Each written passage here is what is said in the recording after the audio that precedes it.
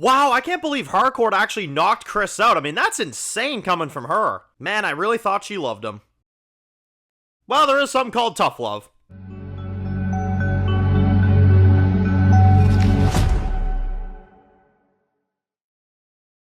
Alright guys, this one's going to be doing a review today. This one's going to be doing a video for Peacemaker. This one's going to be doing my weekly review for this week's episode. This is for episode 5, titled Back to the Suture. So, I see what they're doing there. Instead of Back to the Future, Back to the Suture. Very creative.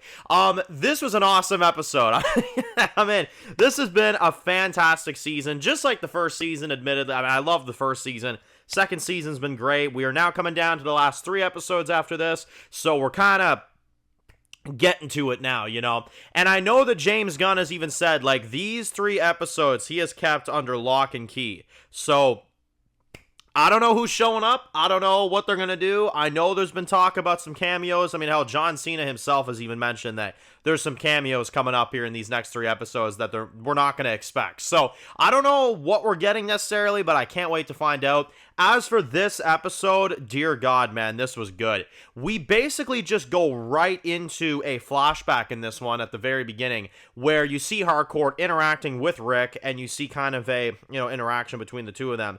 And, you kind of set up her loyalty to him and what she's doing for him. And then obviously after the intro, we get to see her ambush Chris, obviously in this park, while you got the rest of them, they're all kind of watching with their earpieces in and everything, they're getting ready, and, what's crazy is that Chris doesn't buy it for 1 minute. He takes the mic right off of her instantly and sits down and has a normal conversation. He's aware of what's happening. He's not stupid, and I like that they played Chris off in that way, where he caught on to this right away. He was like, okay, I know what you're doing, you know what I'm saying?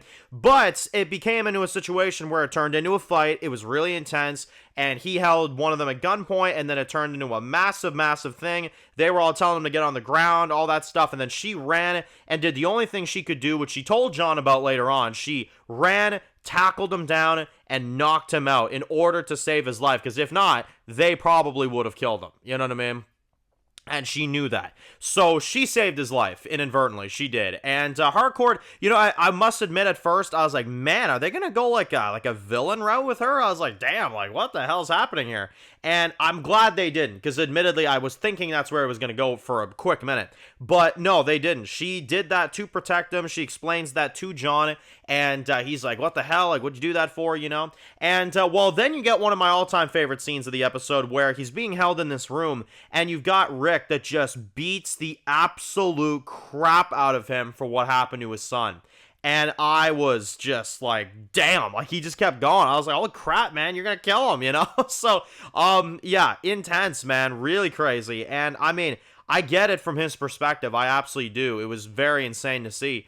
But I just couldn't believe how much he beat the absolute living crap out of him. I'm not going to lie. I mean, imagine being an actor, you get to have a sequence where you beat up John Cena. I mean, I'd be kind of excited too, but nervous, yeah, no, incredible. That was awesome. I loved the beat down there. I loved all that stuff.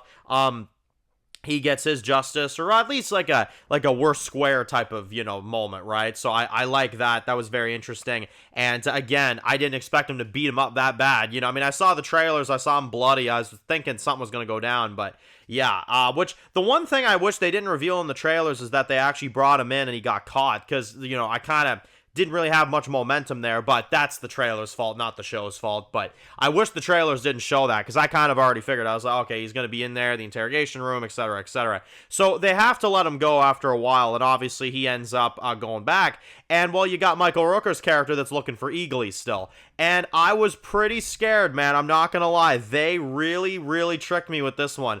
I thought he killed Eagly for a minute. I think we all did. I think that was the intention. They kind of faked us out there for a minute. And then out of nowhere, he gets taken down and he gets killed by a bunch of eagles. I mean, it goes out in style, you know what I mean? The one thing he couldn't take down is the Eagle Army, you know what I mean?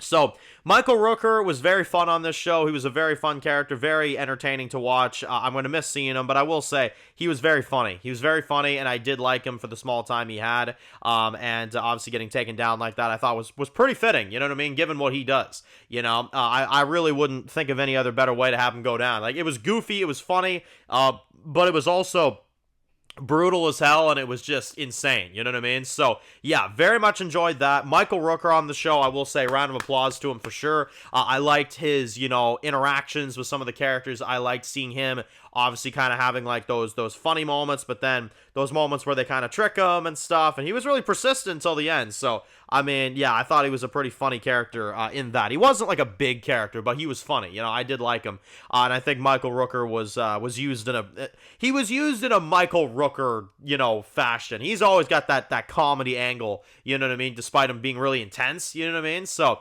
yeah, I did enjoy that a lot. But in terms of that, good fate for him. I enjoyed seeing that. I'm glad that Eagly, you know, pulled through. I think we're all very happy about that, you know what I'm saying? Because I'm not going to lie, for a minute there, I was pretty scared. I was like, what? You know? And I was about to say, huh? You killed Eagly? What? You know?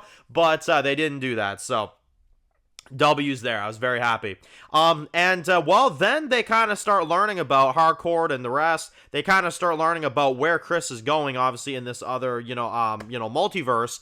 And they kind of decide that at the end of the episode, Harcourt basically decides that she's going to team up with the rest of his friends to go in there and get him out, basically. And I was glad about that because I was like, man, Harcourt, I love Harcourt. Let's hope she pulls through, you know, and she's loyal, you know. And looks like she is, you know, she's back on our side. She's actually leading our squad in whatever we're about to face now with them actually going to the regular multiverse, you know what I mean, and leaving the regular world, going into the multiverse, stuff like that, which I thought was very interesting as well. So they're going in. Next episode, we'll have to see kind of where all that kind of goes down. As for this episode, I mean, I loved it all. I really did. This was a fun, exciting, high-intensity episode with a lot of great action sequences. I'm really digging the vibe. I'm digging the music too, like the 80s music they're putting in there every now and again. It's really good. And it really reminds you of just some good 80s like superhero, you know, type of shows. But then modern too, you know, because you got John Cena and you got all that stuff, you know. It's such a fun show, man. Honestly, I'm really digging it. This season has been just constant 10s for me. So, I mean, honestly, I'm pretty blown away, honestly, by the flawlessness of the writing this season. I really am. But again, man, it's DCU, man. They got it, man. They're having a good year for their franchise. They really are. Like, the Superman movie was one thing, but this season's been fun. I mean, like, this season's been genuinely so much fun to watch. It's been very entertaining, and I wish I could binge the whole season, you know, because I'd keep clicking the next episode, you know, to see what happens. But yeah, that's where I leave it. 10 for me. 10 out of 10. Loved it. I thought it was perfect, and I'm looking forward to seeing where it all goes next. These are kind of just half-hour episodes, too, so I'm sure y'all notice. Even the reviews aren't that lengthy, just because, you know, the episodes are short, but they're sweet, you know what I mean? So reviews are kind of that way, too, you know? Yeah, there you go. Thank y'all for watching. Post your comments down below, guys, and if you're new to the channel, you enjoy videos like this, make sure to click subscribe button so you don't miss any of the videos. Make sure to follow me on Dan's Reviews Official on Instagram, guys, and of course, I'll see you guys really soon for more videos for Peacemaker. Enjoy the rest of your day, guys, and peace out. Born in the dark alleys, city of concrete. Dan's reviews blowing up, never taste defeat. Walking Dead dissected every plot twist beat. World gone mad, TV junkies hit a treat. Typing up scripts, marathon through the night. His opinions hit harder than a street fight scene. Every episode, brain sharper than a knife. He's the beacon of critique, shedding TV light.